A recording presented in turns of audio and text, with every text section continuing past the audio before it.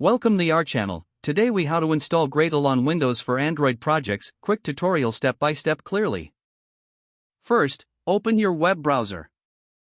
Go to the official Gradle website at gradle.org. Click on the download section found on the homepage. Locate the binary-only distribution zip file for the latest version. Click on the link to download the zip file to your computer. Once the download is complete, navigate to your Downloads folder. Right-click on the downloaded zip file and select Extract All. Choose a destination folder for the extracted files. It's recommended to create a new folder in the C drive called Gradle. After extracting, go to the folder where Gradle was extracted. Open the gradlex.x directory which contains the Gradle files. Next, we need to set the environment variables. Right-click on the This PC or My Computer icon on your desktop. Select Properties from the context menu. Click on Advanced System Settings on the left panel. In the System Properties window, click on the Environment Variables button. Under the System Variables section, click on New.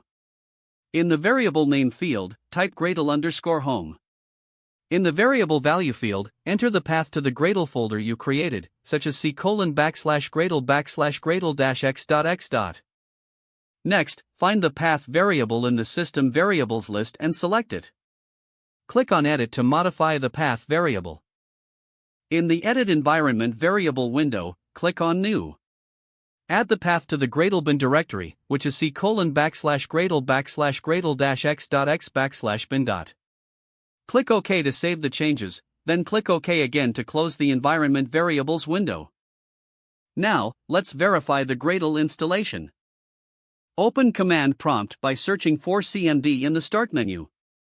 In the command prompt, type Gradle v and press Enter. If Gradle is installed correctly, you will see the Gradle version information displayed. Congratulations, you've successfully installed Gradle on Windows for your Android projects. If the page does not load, refresh the browser or try again in a private or incognito window. Make sure you are using the correct email address, then retype it carefully to avoid small typos. If your password is not accepted, use the reset option and create a new strong password you can remember. Check your spam folder for verification or security emails, then complete any requested confirmation steps. Enable two-factor authentication if available to improve account security and reduce unauthorized access risk. Don't forget to like this video and subscribe to our channel for more step-by-step tech guides.